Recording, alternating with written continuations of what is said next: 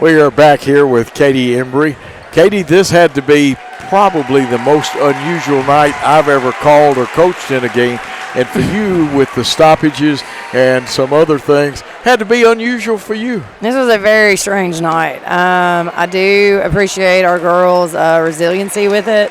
Their focus, especially coming back after the first big break. When we came back at the half, we were up, I think, 11, and then when we took our second break, we were up 17. So I feel like the girls were able to stay pretty focused, even though it was over an hour, break time.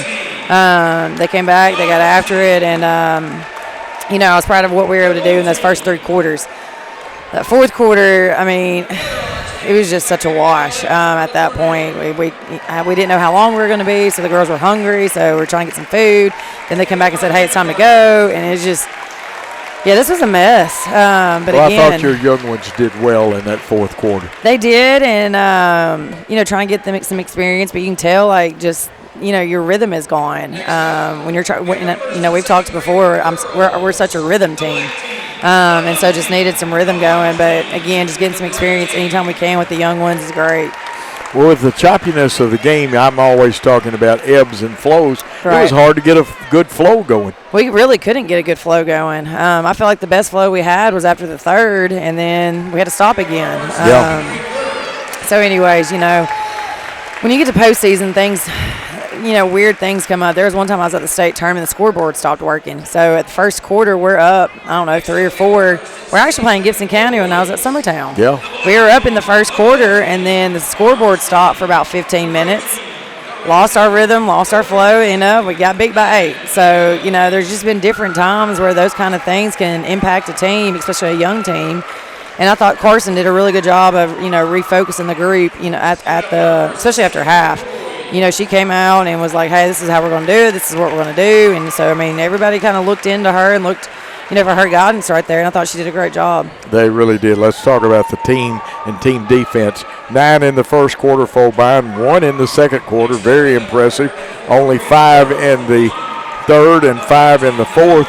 And their offense is really a tough offense to guard. I love their offense. It's a good one. I call it chin action. And so anytime I start doing this when we play them, it's a lot of back doors. And so I love their offense and what they do with it. And so just making sure, you recognize where they're going and, guarding, making sure you take away the back cuts, making sure you help side on the back side so you can help with the back cut. And, I respect Chad so much. And, the things that he does, his pregame or his game plan against us and how he's going to attack our matchy defense and how we run and trap.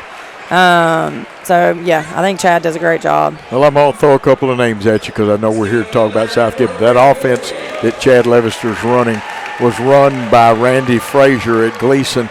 Okay. And I want to say that when he was running it, and I had to coach against him I don't think he had Ashley at that time, but I want to say your opponent in the first round of the district, Kayla Irvin, who was Kayla Hudson then, she was the guard at that time. Okay. And I stand to be corrected, but he did run that. So you got a little experience in case she pulls that out. Great win under unusual circumstances. Right.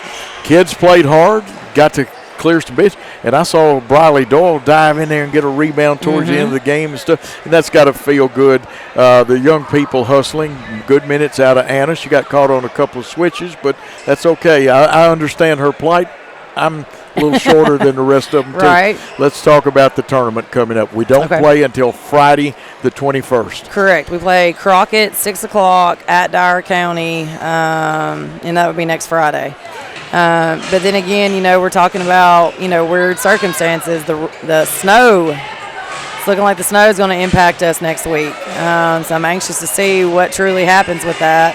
So with our schedule, we'll take off tomorrow, let the girls rest and get their legs back under them, and then we'll probably go Monday, Tuesday for sure, hoping we can get 2 good days of prep before we play. But that snow Wednesday, Thursday, Friday, that looks troublesome. And so the temperature, it's not getting where we need it to get, so we're just going to be playing things by ear. But hopefully, I know everybody wants out of school for snow, but this time of year as a basketball coach, we want to stay in school as much as we can. Consistency and rhythm is Correct. the whole thing. Correct. Tuesday, 50% chance of snow. I'm looking at the forecast. I know. Wednesday, 85% of the area will have snow. I know. It's not looking good for us. That's not what you want. It's and, not. The Thursday and Friday in the nighttime, it will be down to 8 degrees.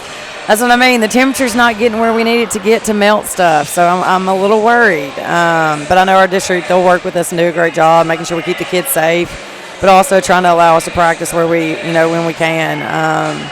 So again, just trying to look at that weather and, try to be a little bit, stay ahead of it and make sure we get our prep time in Monday and Tuesday.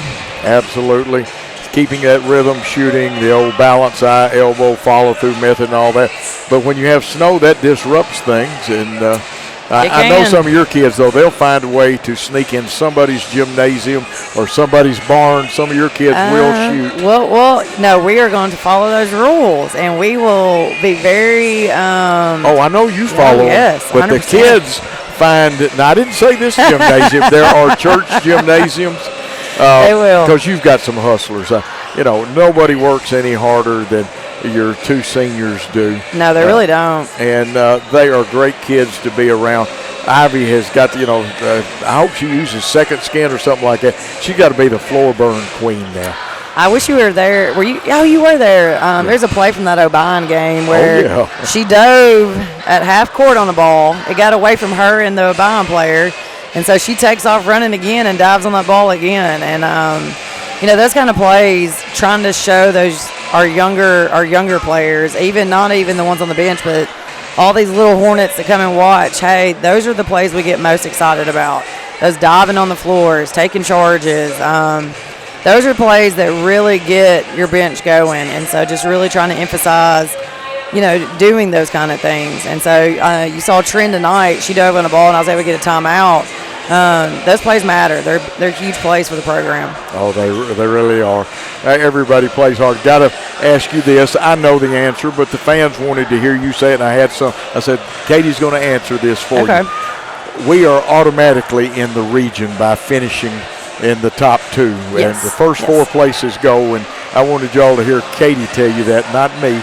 Because not that I'm not believable. But well, you remember last year, we weren't in the play-in game, but we came in fourth in district last year. Yes. We had it was rough. We came in fourth, went to Fayette Ware and won, and then we had to go to Crockett and beat Crockett. And that was hard. I think we ended up winning. It might have been 32-31. It was some kind of low, crazy score. But, and that's what I love about tournaments, just anything can happen, and it's just such an exciting time. This is the time we look forward to the most as coaches and players, and just making sure you're locked in every night, ready to go. Absolutely. It is fun to have you here. I want you to pull a Pickett County, though. Pickett County maybe don't do it the way they did it. They finished fourth in the state and the district, second in the region, barely won their sub-state, and took the whole state tournament one year. Well, I don't want to do that because that would put a lot of gray hair in my hair, and I don't want to do that. But anyways, thanks for having me. It's great to have you. And I'm going to hold you to that. You may get a call about being on radio. Sounds great. Thanks. Thank you. There she is. Catie Embrey does a great job coaching. Here's the shot. O'Brien shot comes off. We rebound. Cleaning the